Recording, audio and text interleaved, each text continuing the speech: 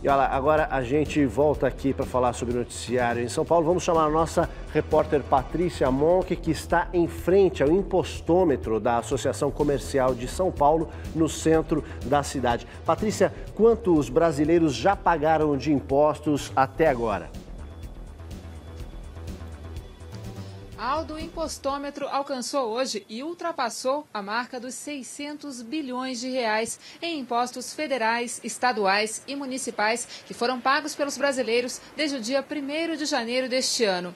No ano passado, essa marca dos 600 bilhões de reais em impostos foi alcançada um pouquinho mais tarde, no dia 22 de maio. Em todo o ano passado, os brasileiros pagaram 1 trilhão e 500 bilhões de reais em impostos, marca que deve ser ultrapassada em 2013. Aldo? Obrigado, Patrícia. É dinheiro, hein? E a dúvida é saber como esse dinheiro é utilizado. A gente vai conversar mais sobre isso com o Cadu Cortez, que está lá na padaria, com o Roberto Troster, economista, que vai explicar um pouquinho mais o que significam esses números, esse recorde aí que a Patrícia contou pra gente. Vai, Cadu. É isso mesmo, Aldo. A gente está com o professor Roberto Troster, que já tomou a terceira padaria que o senhor já toma café, né, professor? Bom dia. Terceiro café que a gente toma junto. Bom dia, Aldo, tudo bem? E aí, esses números, Troster, realmente preocupam, né? A Patrícia Monk mostrando lá o impostômetro, o brasileiro a todo instante pagando o imposto. A gente vinha conversando um pouquinho antes, então o Cadu trabalha das 5 da manhã até 1 da tarde. Mas até agora, Cadu, você só trabalhou para pagar impostos, né? E ainda mais, você vai trabalhar até umas 8 e pouco só pagando impostos, né? Só a partir das 9 da manhã é que você vai começar a trabalhar para você. Isso vale para o Brasil inteiro, né? Quer dizer, mais ou menos, né?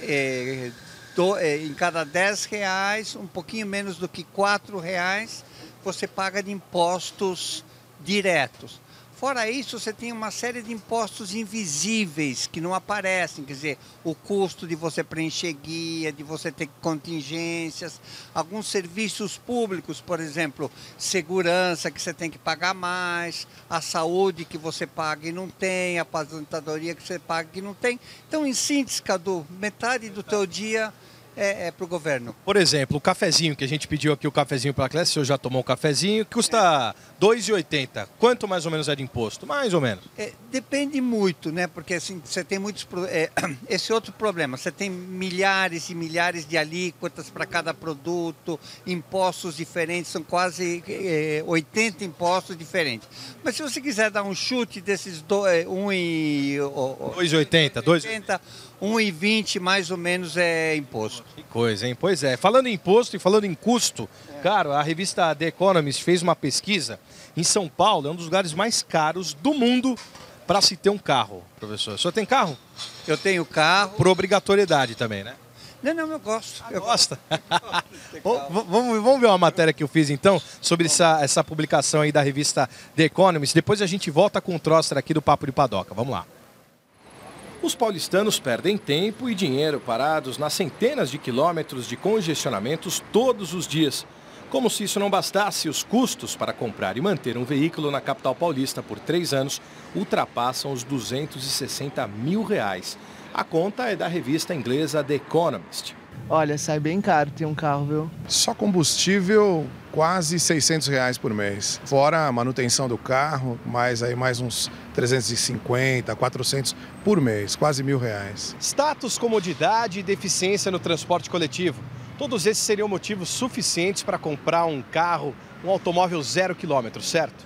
Depende. Quanto você ia pagar de IPVA, de estacionamento, combustível? Tudo isso deve ser colocado na ponta do lápis. Será que vale a pena mesmo comprar um carro? Eu vou de metrô para o trabalho, porque o estacionamento lá é muito caro. Eu gastei R$18 em 20 minutos aí, cara. R$18. O estacionamento aqui é caro. As cidades dos países emergentes, além de São Paulo, Xangai e Nova Delhi, estão nas primeiras colocações por conta do preço dos carros. Para se ter uma ideia, comprar um automóvel em São Paulo sai 3 vezes mais caro do que em Tóquio. Com o crescimento da economia brasileira nos últimos 10 anos e os incentivos do governo federal, aqueles que não tinham condições de ter um carro passaram a ter. As pessoas não tinham conforto do carro, não tinham acesso a carro, de repente IPI a 0, podendo pagar a longo prazo, não sei o que lá. O que você faz? Caramba, meu sonho é ter um carro. Não para pensar se custa, se não custa. Segundo o economista, os gastos com os automóveis resultam em prejuízos não só financeiros. O endividamento médio das famílias crescendo de forma astronômica. E uma leitura pior, na minha opinião.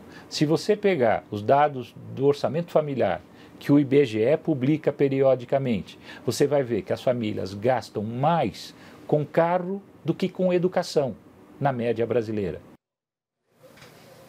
Pois é realmente um gasto que o brasileiro, o paulistano aqui também tem. E o que se gasta com imposto também, no combustível, por exemplo, é um absurdo, né, Troster?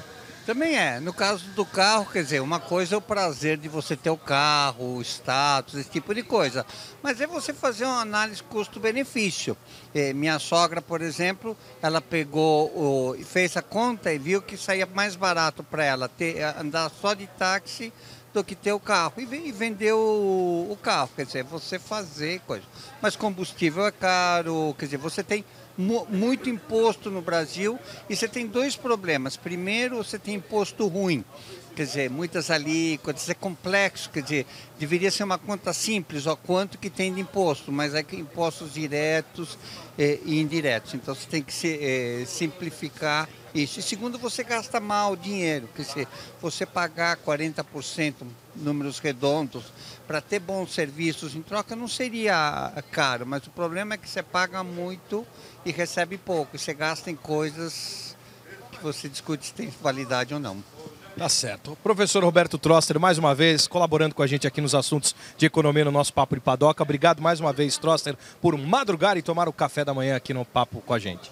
Eu que agradeço o convite e falando sobre impostômetro, destacar que o Boca se impôs ao Corinthians. Se impôs.